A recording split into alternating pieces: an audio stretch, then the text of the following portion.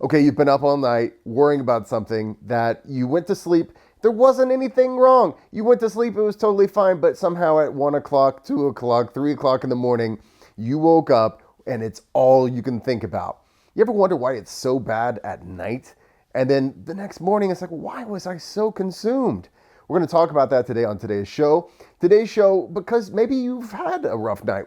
Instead of doing 2 truths and a dad joke, we're going to do 1 truth and 2 dad jokes. Jesse, I had a terrible night's sleep last night. I went to bed feeling fine, but right around 2 or 3 in the morning, I couldn't get back to sleep because something I was thinking about and I couldn't stop thinking about. This is the process known as nighttime rumination or nighttime overthinking. And the reason why it's so bad at night has to do with your brain chemistry.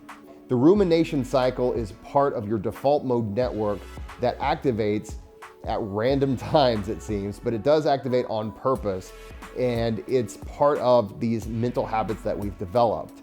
Now, the biggest reason why this is such a downer at night is because at night we have low levels of serotonin. You see, serotonin is something that is in our brains, and it tends to be associated with having confidence, or at least having a positive outlook on life and the things that we're thinking about.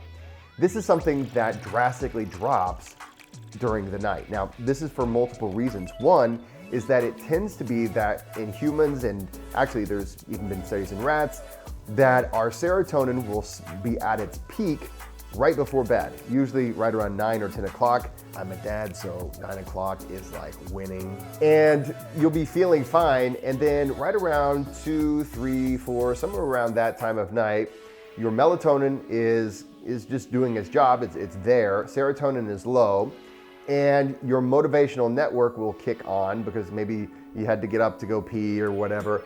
And it will say, there are some things that we need to worry about. There are some unknowns. Well, you don't have the serotonin present to make it all seem okay, and all you have is melatonin. So everything seems worse. You don't have the pleasant outlook that you might have had you been thinking about this during the day. The motivational network kicks on. It starts to send you dopamine, which encourages you to keep thinking about this thing.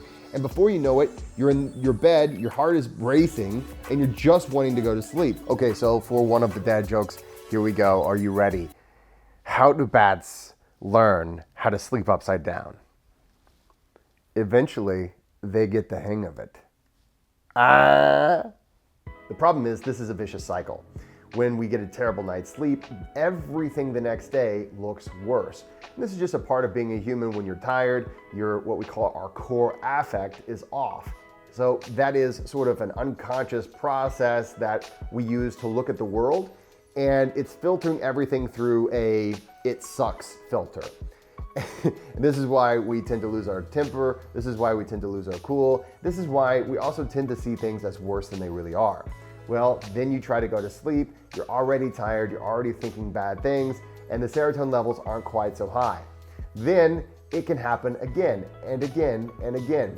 Add caffeine and all these other things that we do throughout the day, and you've got a terrible recipe for anxiety.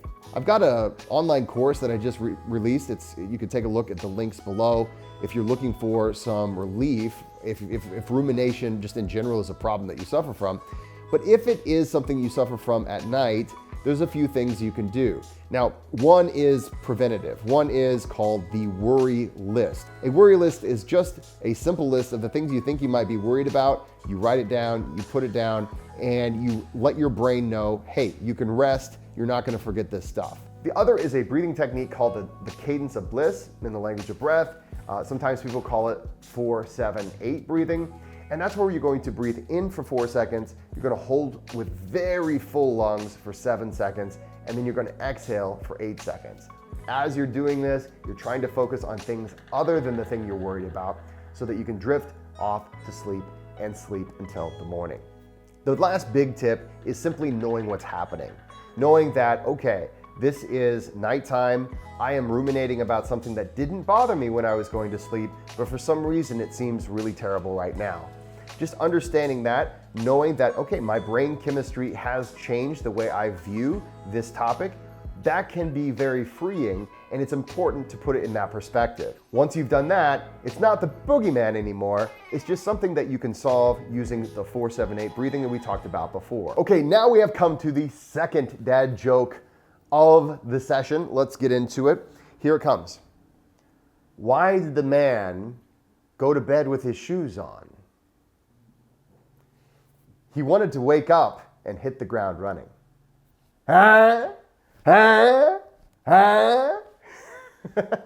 Was it funny? I don't know. Now, you tell me, are these jokes funny? If you've got a better joke, give it to me. I will give you credit in the next episode if you give me a good joke. Just make sure to leave your name, or I'll give you credit in the little comments thing in the bottom too. So thanks so much for watching this episode. Get a better night's sleep tonight. Don't forget to go out there and be kind to one another.